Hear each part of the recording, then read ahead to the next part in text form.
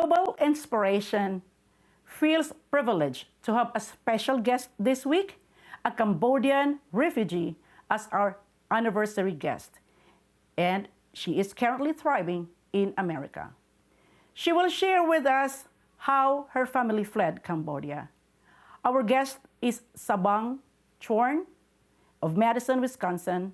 Her story gives us an idea how Cambodian refugees survived during the war.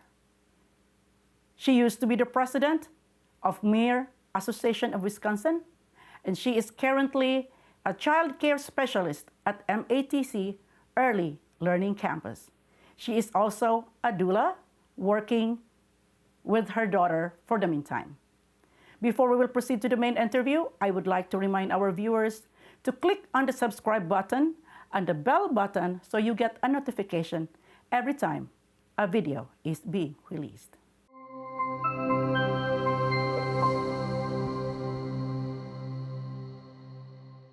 This is Jeanette Jordy at Global Inspiration, where you need to be seen, need to be heard, and be an inspiration to the world. Ladies and gentlemen, let's all welcome Savang Chhorm. Welcome to the show, Savang. Hello. Hi, Janet. I'm very honored to be here and so grateful to be a part of this month interview. So I'm excited. We are, the Global Inspiration is so privileged and so honored to have you as a guest for our anniversary presentation. So where were you born, Savang? Born in Cambodia in 1975 during the Khmer Rouge, when the Khmer Rouge, the genocide had happened. My family flee Cambodia in 1975. So between 1975 and 1979, that's when the Khmer Rouge, Pol Pot took over Phnom Penh, and then basically Phnom Penh is the city in Cambodia. That's when they came into the city and took over, and then basically fleet people through the countryside. So we, both of my parents are farmers, so we live in Battambang. Eventually, the Khmer Rouge kind of, fleet their ways through into the countryside, and basically we, my older sister's sibling had to leave our family to go work in the field. So the children are being separated from their families. Basically, during that time, my mother at that time was pregnant with me, and my sisters and my brothers, they all left, right? So, within that 3 years, they didn't even know that my mom's had me or my little sister. During that 3 years, they work very hard in the field, probably 4 a.m. in the morning until like 10 or 11 o'clock at night. They don't get food. So basically the history of it is that Khmer Rouge, the Pol Pot, communists wanted to take over to basically just have one class, right? They wanted to, be pure Khmer, and whoever is light-skinned, teachers, educator, artists, basically are being executed.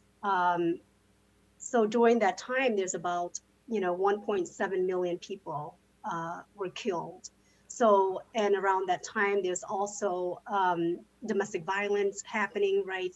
Rapes happening, arranged marriage was happening. So they basically put pairs of people, say you got to marry each other, or else you'll die. So it was basically forced. So 1.7 million dead is too much, and it's very sad.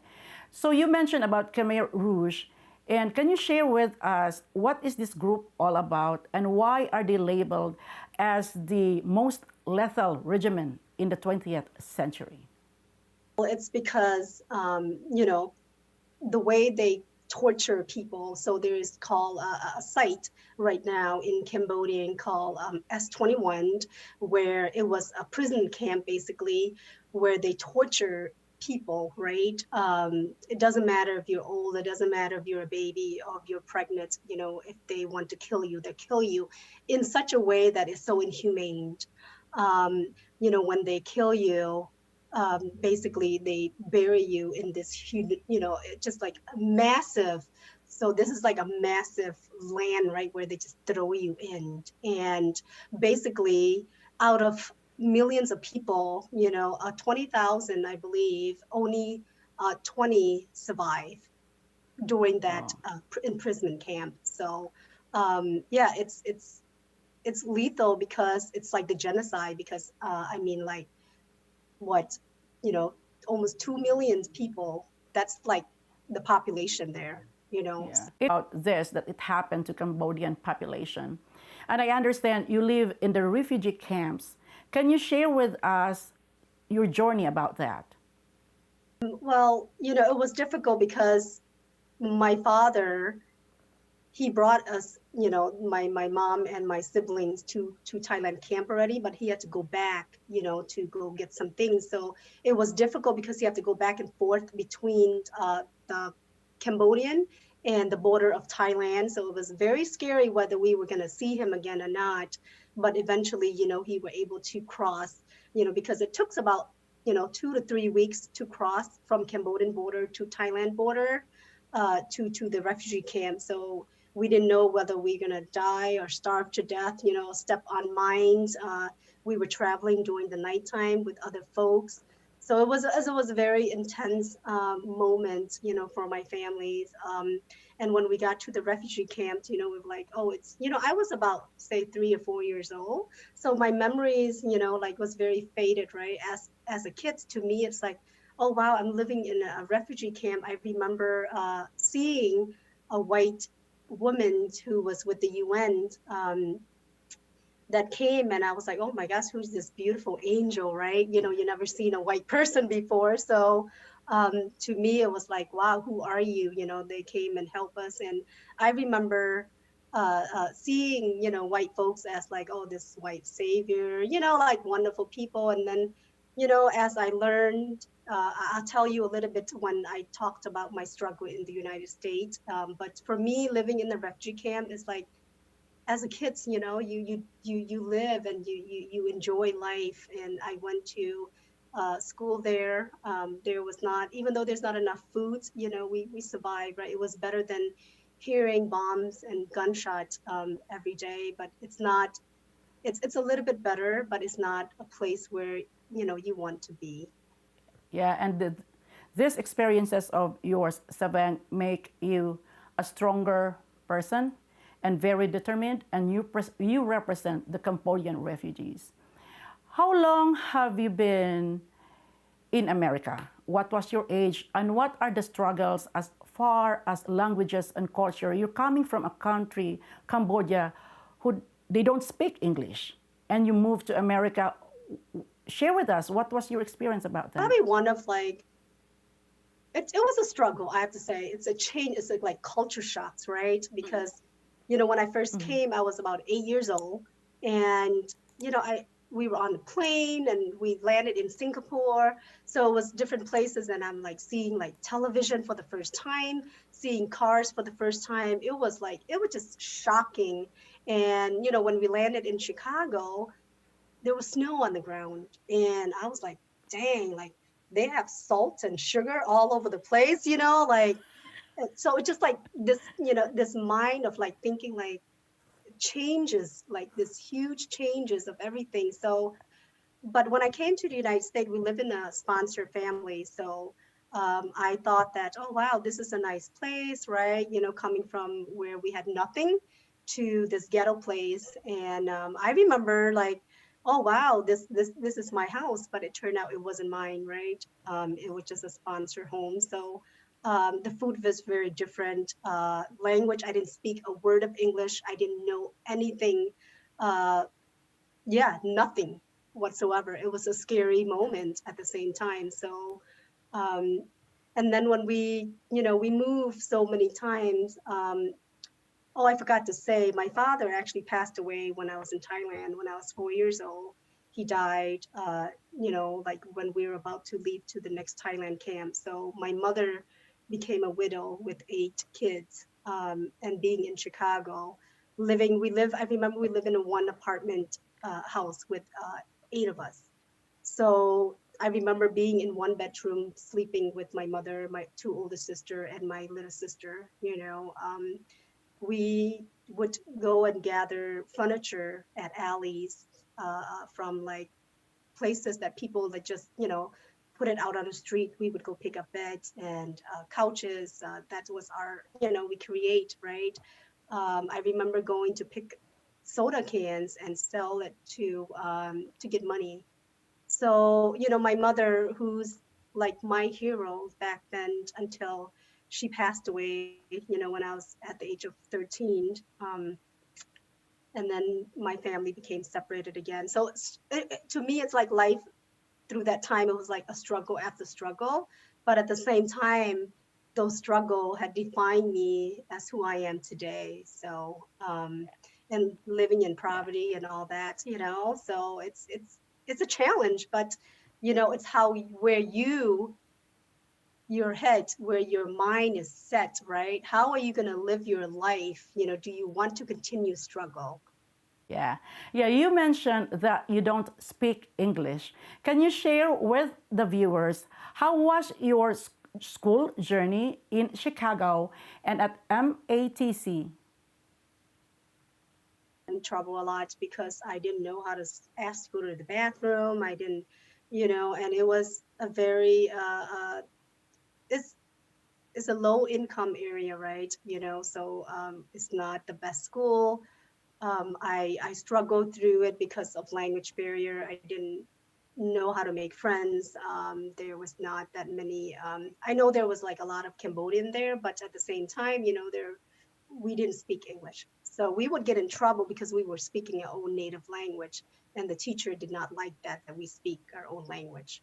Um, and then, I remember moving from different school. I attended probably like total of like eight elementary school, four different high school.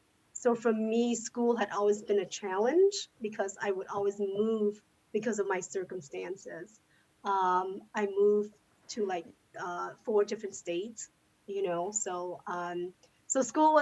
school and making friends was such a challenge. After my mom passed away, I went to live with my sister, Yeah. so that was very Yeah. different. And then being at MATC, when I graduated, I attended MATC, and then I got married at a young age. In the Cambodian culture, we don't date, right? So we basically, this is who you're gonna be with. So I ended up, with my ex-husband now. I had four kids with him at the age of 17. I got married at the age of 18. We're married for 13 years. So yeah, grew up really fast. Then didn't really have like a teenage life. What does it mean to be a teenage? So yeah, It's a colorful journey, moving from one school, elementary, for 8 schools and 4 schools for high school. I consider that colorful and exciting, but at the same time, I understand when you say it is a struggle. I am so proud as your friend when you shared with me that you were the president of Khmer Association of Wisconsin. Share with the viewers what is the mission of the group and what have you done during your term? I was the first like woman being as the president, in the Wisconsin. It was difficult at first, because as a woman, like patriarchy in the Cambodian culture, patriarchy, you have to be a man to be up there, right? But I decided, like, why not? So I took that opportunity. The mission was Yeah. to educate our Cambodian people to be sustainable, to continue. How do we move forward, right? While living in this cross culture, how do we help them to learn about civic engagement, to become U.S. citizens, how to teach our elders, right? How to reconnect the intergeneration, the younger generation and the elder generation. How do we connect that gaps and build that relationships?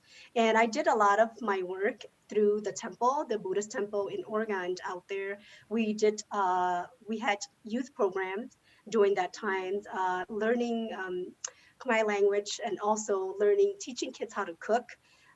We did learn a lot about the Buddhist practice, right? Teaching kids how to chant. So a lot of the focus was on the youth because we know that youth didn't really get, anywhere. They don't have that spotlight or that space. So we want to provide that space for our youth. And now, I mean, I've seen, the youth now, like now they're like in their 18 and their 20s. So, they're doing amazing things. So, yeah, I am so proud of the work. I mean, I had so many like Khmer women's leader during that time that helped me, to build the organization. So, but, at the same time, I am kind of sad that, that it's gone, but I am creating something new in the future. So, yeah. Correct. I salute you for doing a lot of work for the Khmer Association of Wisconsin. You now work as a child care specialist at MATC Early Learning Campus. Tell us more about this journey. I started that since 2000. So it's been, and I worked there until 2016. I love working with kids. That is like my passion, just watching children grow. They said that it's learning is through play. So for me, it's important to model those learning, and it's not just about in the school setting, right? It's how we as a human being, how do we love those children like our own, right? Because for me, I don't believe just teaching the economic stuff, right? But it's also how do we teach children to be compassionate? How do we teach children to love one another and to be kind to each other? Because in this world, we are so involved in like, oh, higher education, right? Oh, like, but we don't teach the sustainable, how to survive, how to like socialize, how do we connect as human beings. So for me as a teacher, I had always bring families together outside of school. So we do a lot of activity together outside of school. They're not just seeing me at a school setting and then when they see me outside, they're like, wait, what are you doing out here? But a lot of my students were like, oh, this is a normal thing, right? You're my teacher, but you're also this other person, but you're that same person, but you get to do many different things. Yeah. So I want to teach the children that. Yes. Name at least two community activities and services that you are part of and you are proud to be part of the organizations. I have so many. I mean, I also did an advocacy work with Freedom Inc. For 6 years, and one of the work that I did was this work called Bang Sko, where it's a kind of like reuniting the soul of the Khmer people who have died in the war. So the Bang School happened in New York City. I was able to be a part of it. So it was in New York City, and then it was in France, and then the last one was in Cambodia. So I was able in 2018. I was able to go back to Cambodia and kind of like gather all the soul to just let them be at peace. So for me it's important because I was able to bring back my mother and my father to their homeland and to just like to be at peace with that. I hadn't been home since I left in 75, so it's been 40 something years. So to me that was very like emotional and connecting, and just like, this is who I am, this is my root. I don't ever forget that even though I am here alone, my ancestor, thousands of them are standing, behind me and next to me. So for me, that was a very fulfilling moment, journey, that the work that I did. So, yeah. I understand that you are also now a doula. And for our viewers, doula do not have formal obstetric training, but they provide guidance and support to women during labor, pregnant women during labor.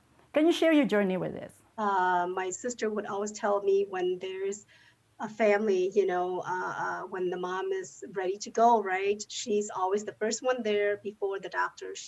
She's there to help provide emotional support and also sometimes deliver the baby too. Back in Cambodia, there's really not a specifically doctor for that. So for me, it's like I want to follow. There's this something about like energy, right? So 2018, I met a group doula in Madison, Chhorm. I went on and did a training, 2 days training, and I became certified. And, I didn't really thought of it very much. And then my daughter got pregnant, and I just have to share with you, I was at the hospital with her yesterday. It was amazing because, COVID, you can't be there even though you're a mom, right? So for me, representing as her doula was just an amazing moment to see that my daughter is giving birth to, her own son. So being a doula is an important work. We need more of Black and Brown doulas here in the States, especially in Madison, because there's not that many support for Black and Brown women out there. So a doula work is important because it's a social and emotional, spiritual support for the mothers and also for the partners during birth and also after birth. So yeah. I did not know that there is a term such as doula, because when we give birth in the Philippines, our grandma, our mother are there, but we call that support of the family. We did not know that there's a term such as doula. So do you have any plans of creating a nonprofit organization for Khmer and Laos? So right now, a group of two of my good friends, we talked about, wanting to create just because there's no services for Khmer people and there's no services for Laos people. So why not start an advocacy work for this group of people, right? I know that there's some work done, but just so little, there's not much resources for Khmer and Laos. So we're in the process of putting together this nonprofit organization. So I am super excited about it. Thank you very much, Savang. Your story is very inspirational. You are strong, and your mind and your heart think of others. Can you share with the viewers any messages or inspirational thoughts about your life? The one thing that I want to tell people is that throughout life, you're always going to struggle. Life is always going to throw you a curveball. It's how you work through that, right? And it's about it's your thoughts. Whatever you're thinking, it's going to become your words. And those words that you speak is going to become your action. And those action is going to be built that character, right? Who you are. And that character is going to define your future, your destiny. So don't ever give up. Continue to fight, whatever it is. Yeah, be strong and be a fighter. Thank you very much for your time spending it with Global Inspiration Savang. And again, this is Jeanette Jordy at Global Inspiration, where you need to be seen, need to be heard, and be an inspiration to the world.